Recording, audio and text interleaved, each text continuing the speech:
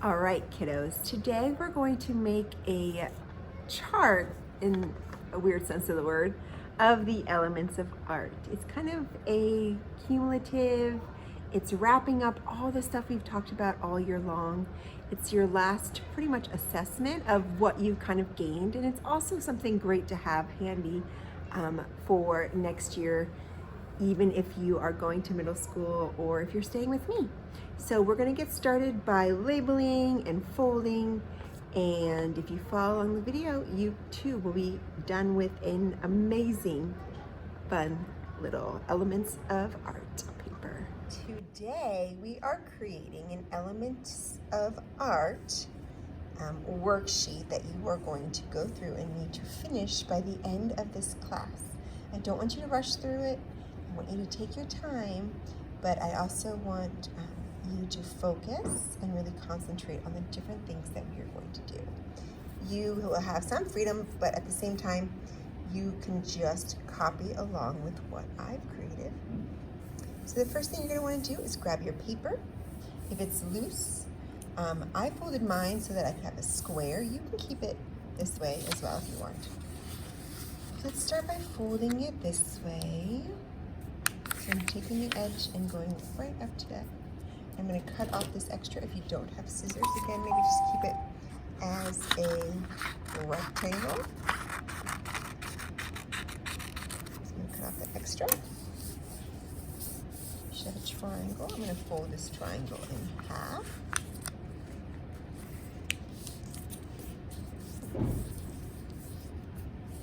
So I have a smaller triangle, and then fold it one more time in half. When you open it,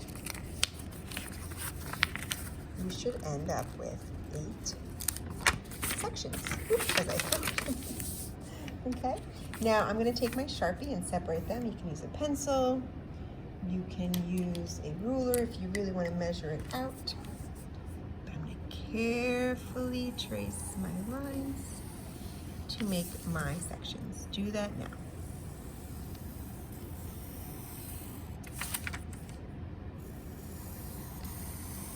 If you're working in your sketchbook and you don't want to take out the paper, you can figure out a way to divide it into 8. That would be wonderful.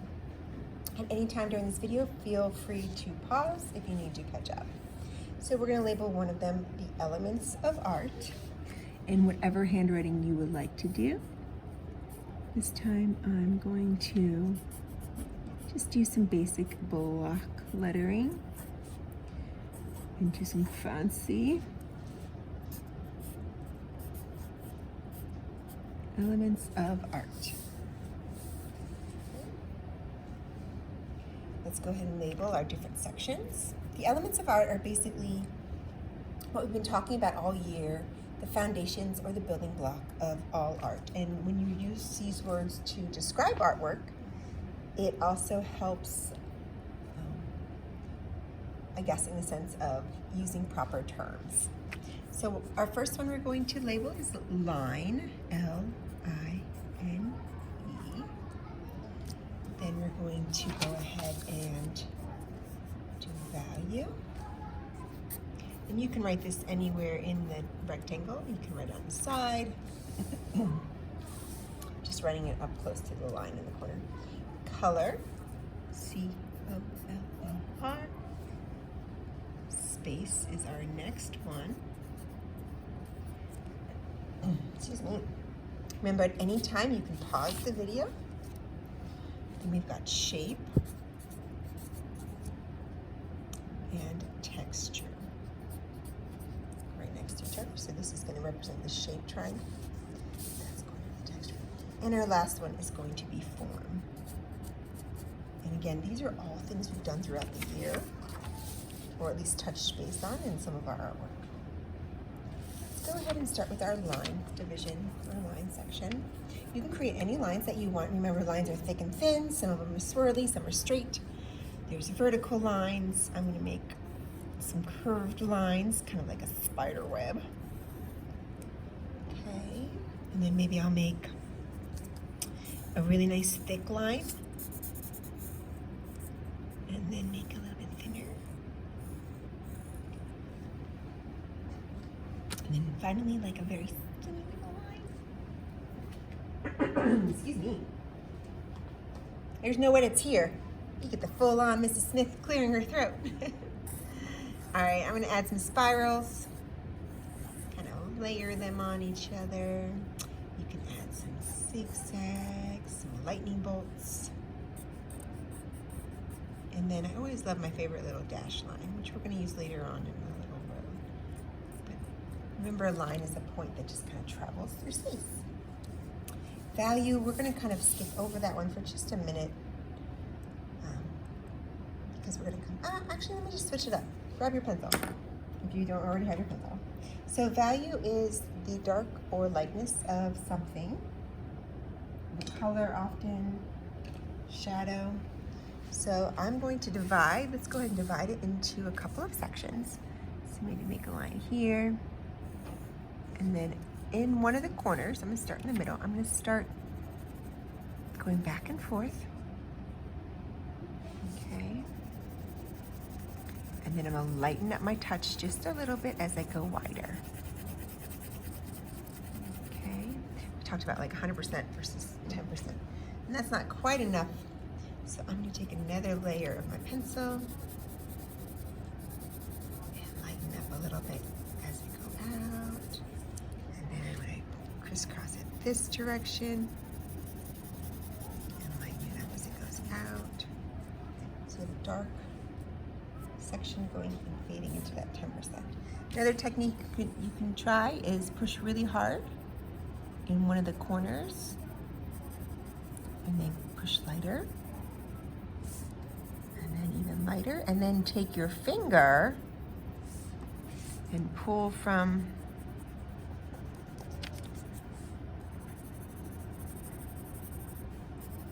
the lead that you've already put down, trying to get rid of that obvious section where it starts to divide. Smear it a little bit. And if I'm going so fast, I know, just go ahead and pause the video. And you can create another value here if you want. Color, you can do whatever you want. If you don't have crayons, or if you have markers, or anything of that sort, you can definitely do like a rainbow. You can do little circles of different colors. I divided mine into triangles. You could also do something where you do a color, and we practiced blending this year a little bit. So you can make some new colors in between. Okay, so that section is kind of just whatever you want to do with your coloring. Space. I'm going to switch back to my very thin Sharpie. You may, of course, use a pencil, or should use a pencil. So we're going to create this road going off into the distance. Excuse me. Creating some space. So let's make a horizon line. We did this a couple of times this year. And then an inverted triangle, a triangle that's upside down. And then to make it appear like a road, if you recall from one of the projects, you can make a dashed line. Make sure it's getting smaller as it goes back though, to create your road. I'm going to create some mountains. We did a mountain project earlier this year around winter. And the sun for sunrise.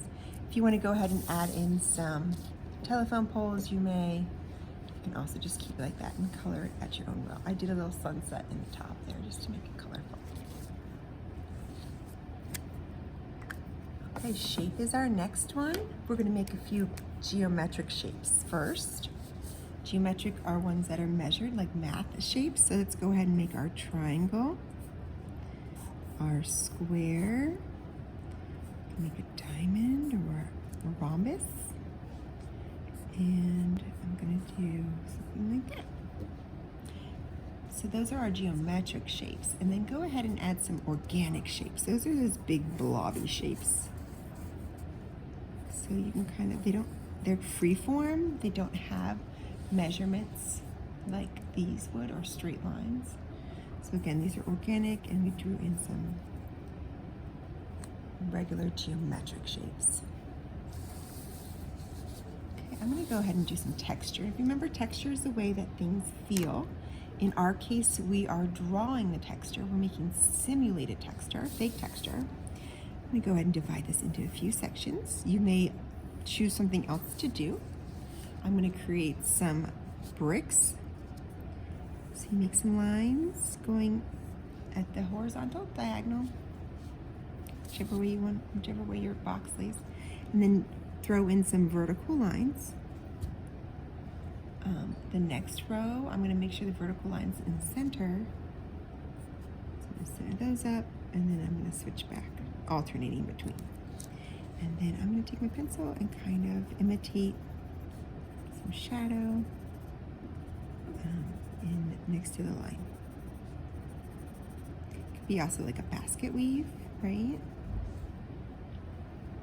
Here we have some liquid texture, some ooze. So make some blobs oozing down. And then I'm going to go back and also add some shadow on one of the edges, or both of the edges, just to kind of make it look oozy.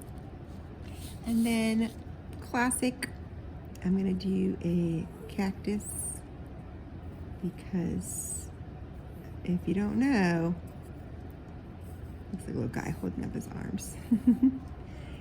Cactus are very textured for defense against animals, and they hurt. Okay, so that's my texture. And last but not least, our form. We talked a little bit about earlier this year about light source, so where your light is coming from. In this case, it could be a lamp or sun. To draw your cylinder, make an oval. We did this with the cake project in 2 lines, and then curve out the bottom. To make a cone, make a triangle and curve out the bottom. And let's make a sphere, which is a circle. Since our light source is coming from here, we're going to have specific shadows. They're going to be on this side of the object. I'm just going to take my pencil and on the right side do wispy lines to make a shadow. And the same on this one. You could smear it with your finger as well if that's a technique you've learned. Okay. I'm going to do the interior here too, just to kind of create if it had a lid.